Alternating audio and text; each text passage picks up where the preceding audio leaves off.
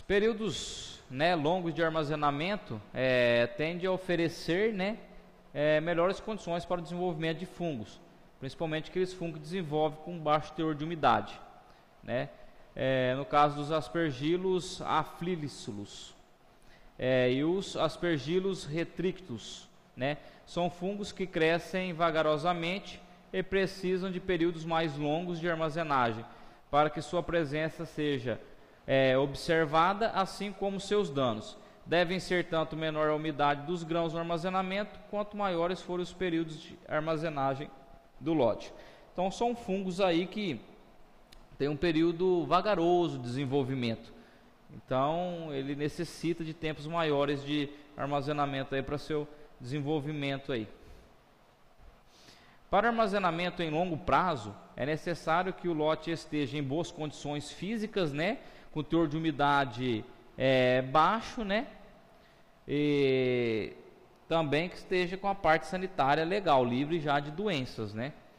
Outros fungos que não são considerados de armazenagem, como Eumytosporium e Colitrotrichum e Cercospora, podem resistir a períodos longos de armazenagem, sem conduto haver registros de que produzam toxinas. Então são fungos que vão degradar o produto, mas não tem registro que ele causa toxina. Então é mais a perca ali mesmo, né, a perda ali mesmo do grão em si, reduzindo aí o valor econômico, não, você tendo perda em quantidade. Cuidados na armazenagem dos grãos. Como no controle de insetos, né, a gente temos que ter controle de insetos, roedores, controle da proliferação de fungos na massa de grãos, em cuidados a serem procedimentos durante as operações, né? Então a gente temos que ter esses cuidados, né? O controle de insetos, controle de roedores, controle de fungos, controle de ácaros, né? Tem que ter a limpeza e dentre outros aí, né? São alguns fundamentos aí básicos que nós temos que ter. Colheita, limpeza e secagem, né? Voltando ali atrás, né? As operações que a gente temos que ter cuidado, né? São a colheita, limpeza, secagem dos grãos e na sanificação dos graneleiros, silos e equipamentos mecânicos. Então isso aí são manejos preventivos aí para evitar uma proliferação aí tanto de pragas como de doenças aí. Quando a gente falamos de doenças, no nosso caso o mais comum é doenças fúngicas, né? Desta forma são descritos a seguir algumas recomendações que nós temos que realizar aí, entendeu? Realizar a colheita tão logo seja atingido o teor de umidade, né? Quando tiver o teor de umidade já propício à colheita, a gente já temos que entrar a colheita. Não podemos atrasar para que esse produto não fique exposto no campo, né? Ajustar os equipamentos de colhedora para proceder o máximo de limpeza na massa de grãos e evitar os danos mecânicos. Tirar toda a palha ali, né? Os pedaços de sabugos, no caso do milho moído, né? Evitar o esmagamento ou trincamento ali, tudo isso daí. Tem que regular bem as máquinas, ajustar os exaustores, né, os cilindros ali, entre outros. Desinfetar as instalações, equipamentos de colhedora, limpar, né, os silos graneleiros, removendo pó, lixos, restos, né, de outros materiais que estejam ali mesmo, até de grãos armazenados de um ano para o outro, também tem que ser totalmente limpo, né? Alguns manejos preventivos aí. Micro-organismos, né? Continuando aqui. Proceder de forma correta as operações de pré-limpeza e de limpeza, removendo impurezas, né? Grãos danificados, finos e materiais estranhos, pois estes podem ser utilizados como substrato no desenvolvimento de fungos. Então todos esses materiais estranhos ali, danificados, o pó, todo esse resíduo, principalmente quando tem aquele ataque de praga, aquele perfura e cai aquele pó, aquilo ali tudo é um substrato, é um alimento para a proliferação de fungo. Então ele vai formar colônias ali, vai se desenvolver, é um prato cheio. Proceder às operações de secagem de forma correta, garantindo a redução e a uniformidade do teor de umidade, a níveis que não permitam o desenvolvimento de fungos. Então é mais um manejo aqui. Então a gente temos que abaixar a temperatura, né, abaixar a temperatura, a umidade, fazer de uma forma correta, né, para evitar esses futuros ataques de pragas, ácaros, fungos, entre outros. Lembrando que para o ataque de roedores, nesse caso não tem importância, porque se a umidade estiver alta ou baixo, ele vai atacar do mesmo jeito, ele vai se alimentar, né? Tendo as condições propícias e tudo certinho para ele, ele vai atacar para se alimentar.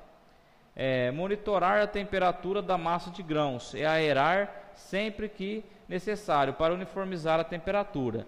Então, formou bolsões de calor, a temperatura está sendo excessiva ali, que pode aumentar a respiração dos grãos. O que nós vamos fazer? Entrar com a aeração forçada, para que eliminar esse ar quente, para, vamos dizer ali, abaixar um pouco a temperatura, para diminuir um pouco a respiração, né? Para que não aumente também a umidade relativa do ar. Então, a gente fazendo isso, a gente vamos controlar aí, né?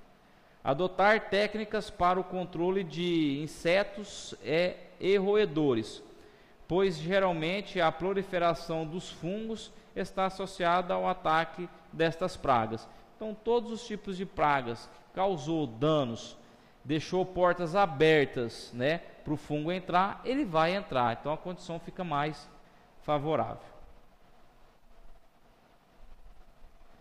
Pessoal, fica mais uma aula aqui de micro-organismo, né? Vamos aproveitar esses minutinhos e dar mais uma sequência à nossa aula 10 aí, né?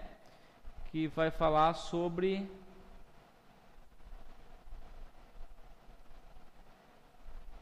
vamos entrar para falar mais a respeito do que a gente falou falamos sobre transilagem, intrasilagem e aeração. Agora nós vamos saber o procedimento correto, que é cada uma delas.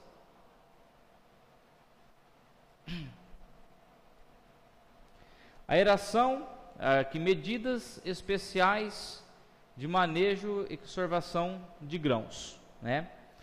A gente vamos falar de aeração, a transilagem, né, e a intrasilagem. Sob os pontos de vista operacional, como a aeração pode ser definida? Como pode ser definida a aeração, né?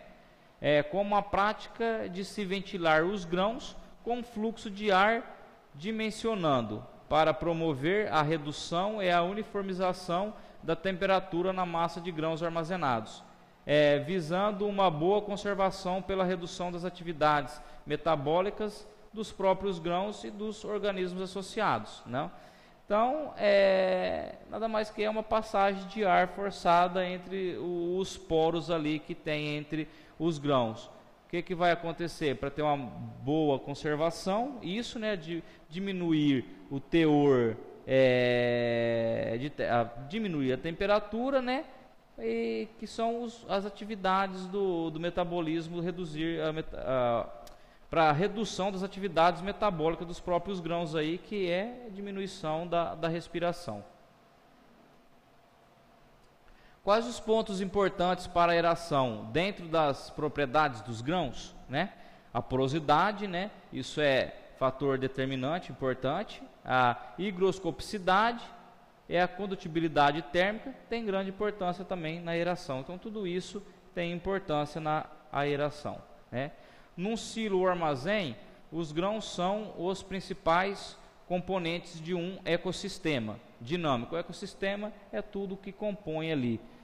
Vamos dar um exemplo, um pezinho de árvore, um solo, um grilinho ali é um ecossistema, ou que seja ali uma formiga, é um ecossistema em si.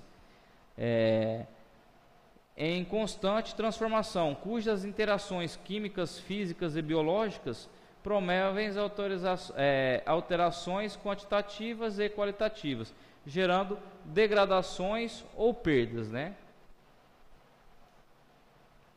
Quais os fatores que interferem na ação enzimática do ecossistema e de armazenagem que interfere diretamente no metabolismo dos grãos e na sua conservação?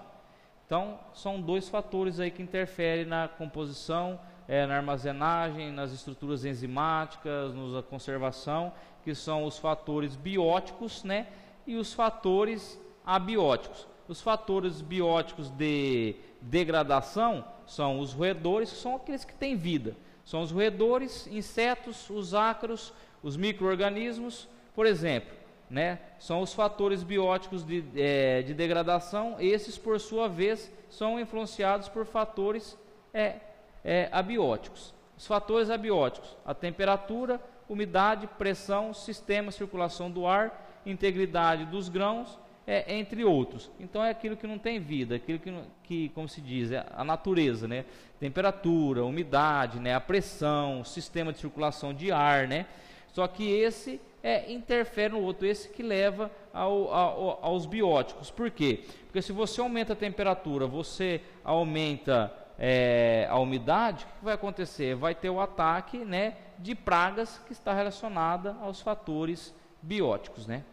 Pessoal, bom, hoje a gente vamos ficar por aqui com mais uma videoaula, né? A gente acabamos de falar dos micro-organismos aí, e os micro-organismos associados, né? Os maus que eles causam, principalmente as toxinas as micotoxinas aos seres humanos, principalmente a aflotoxina, né? Falamos uma pequena introdução aqui de aeração, começamos a aeração, transilagem e intracilagem. Falamos alguns fatores que interferem na aeração, né? E vamos dar sequência à próxima semana.